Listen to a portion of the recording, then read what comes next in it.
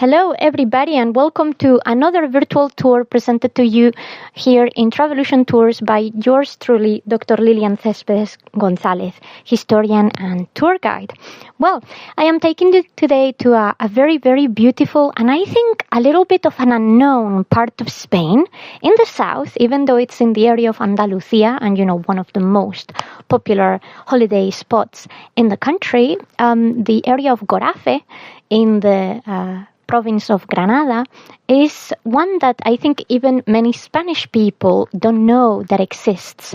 And as you can see probably just from your screen already, this is a landscape that I think most people would think belongs somewhere else rather than in Spain. So let me explain what we're doing and let me explain where we are. So the footage that you're seeing here was actually taken on a route that we did in 4x4, kind of jeep type of thing, in the desert of Gorafe, which is part of the Geopark of Granada. And I'll explain all of these things in just a moment. And it's an area of essentially badlands and desert-like environment.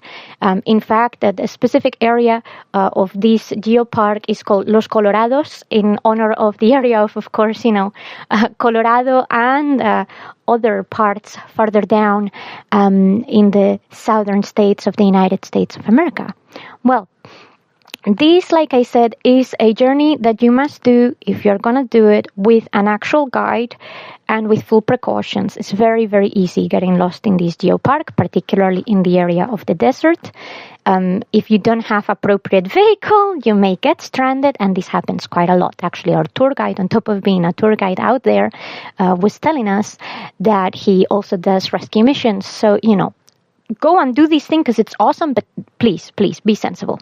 Well, the departure point for the majority of any routes and tours that go out to the desert of Gorafe actually come from Gorafe, which is a little municipality in Granada, in the, area of Guadix. Guadix is the largest city, so to speak, or town, rather, around here.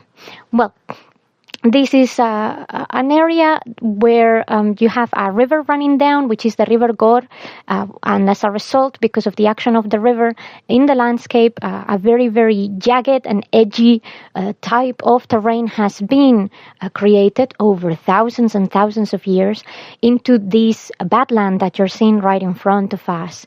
Not much really grows in here, as you can see from the aridity of the desert, even though we do have some, very, very minor, not crops, but, vegetation that has traditionally been used in the local area for agricultural and industrial purposes. And this type of vegetation, perhaps some of you have already caught wind of it, this is what we call esparto in Spanish, which is actually the same name that we use in the vast majority of English languages. In fact, if you come perhaps from certain areas of California or the north of Africa, you would be very, very, very used to this type of grass, which is part of the Stipa tenacissima and Ligeum spartum, families, so to speak. It is a very, very, very tough fiber. It's normally being used to make, goods similar to paper, baskets, sandals, anything that can be made from a cord. This can actually be woven and worked into cordage, and therefore from that you can create other types of products, which, by the way, were the main source of making money for the very, very humble people that actually lived in here. And when I mean very, very humble people that lived in here, the family of our dear friend David that took us around Gorafe up until very recently, and I'm talking his lifetime. And and David and his family in the area of Gorafe had been there for quite some time. We are talking of people who, up until pretty much the end of Franco's dictatorship, were coming up here with donkeys and working by hand until eventually proper trucks were brought in the sort of 60s, early 70s, and more direct exploitation, appeared from this little development. Well, little, actually very, very different development that had a complete change in the very rural communities in this area of Spain. And I must insist, this is a very, very rural area of Spain, and that is, like I said, not often very well recognized even by Spanish people.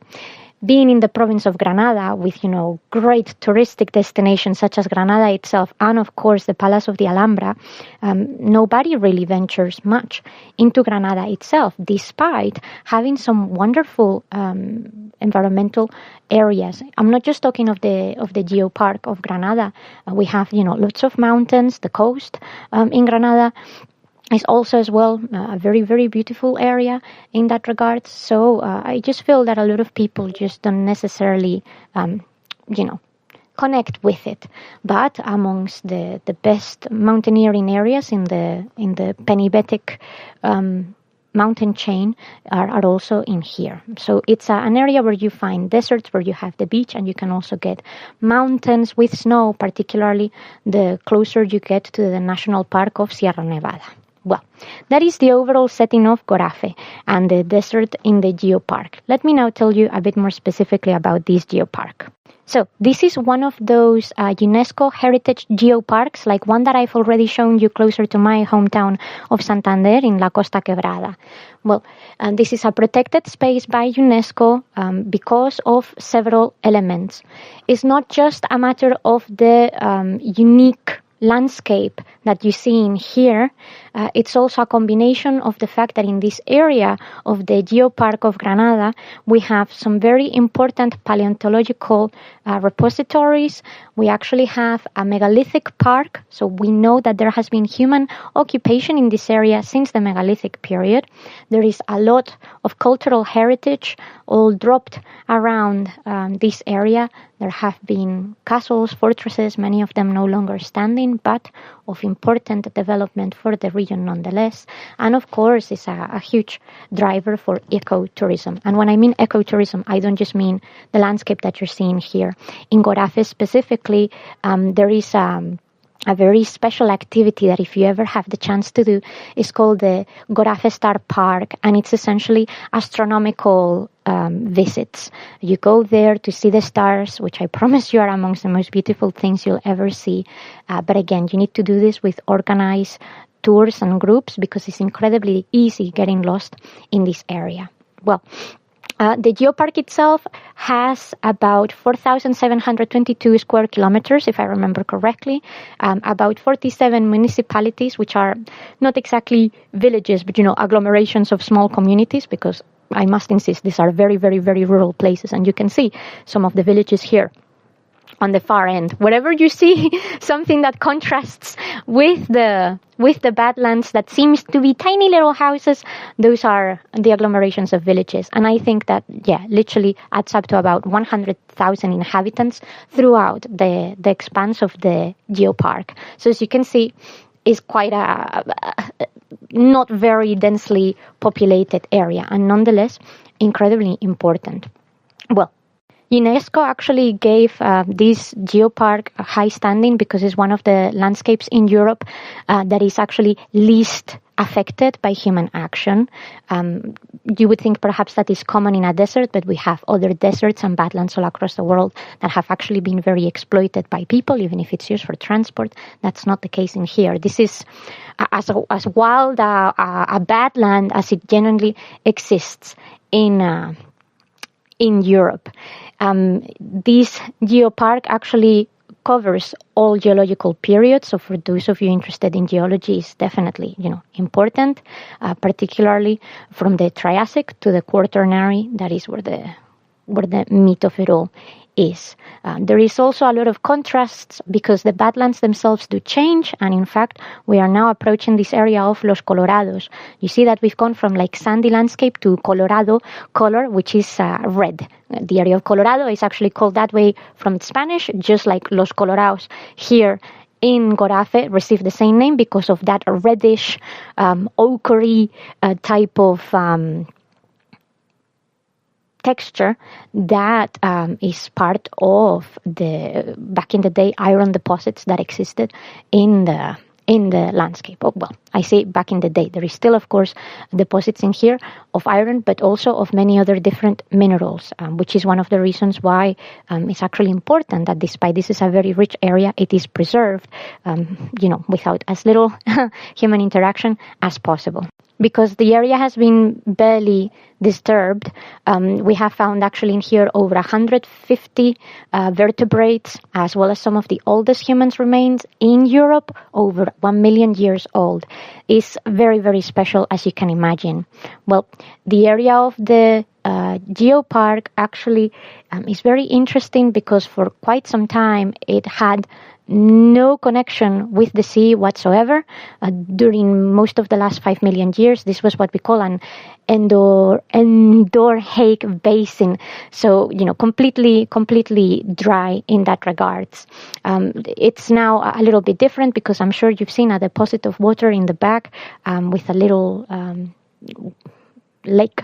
We cannot exactly call it a lake. It's really a water deposit over there. But obviously the landscape has changed slightly in recent years while still preserving its overall outlook.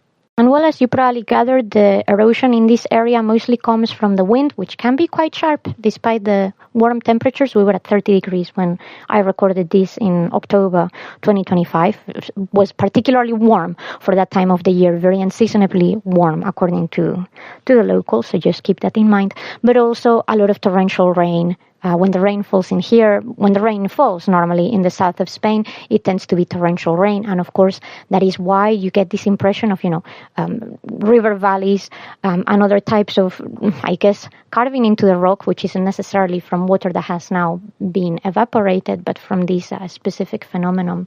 In some areas, we can actually see a phenomenon that we call chimenea de hadas, essentially like fairy chimneys, similar to places that perhaps would remind you of Cappadocia and whatnot, that create this kind of little hat on top of a pillar that potentially could be maybe a fairy of the desert indeed. But whether you come to the desert because of the incredible landscapes, because you like doing tourism that engages with nature, that engages with geology, whether it is paleontology, history, heritage, eating good, because by the way, the food in the area is actually very nourishing. As you can imagine, this is hard work, and the locals have, although a typical southern Spanish diet, slightly different and adjusted to the hardship of the landscape. Gorafe is genuinely like nothing I've ever experienced before. It is incredible. There is a certain sense of serenity. And I think it's one of those great unknowns in Spain that I hope more and more people will start visiting and will hopefully enjoy as the years go by. And of course, perhaps because I'm a bit of a romantic, I'll leave you these last few moments with what starts being the sunset in Gorafe.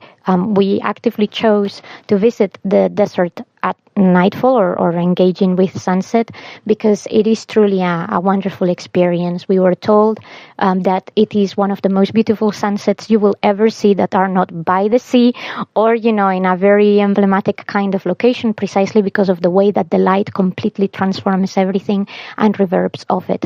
Plus, once the night actually comes over and you see the moon over the landscape and the stars, really, really is a transformative experience. So I hope Gorafe has, opened your instincts to travel maybe a bit further afield than you originally thought, and that you would give this beautiful, although arid landscape a chance when you visit the south of Spain. Take care and have a lovely rest of your day now. Bye-bye.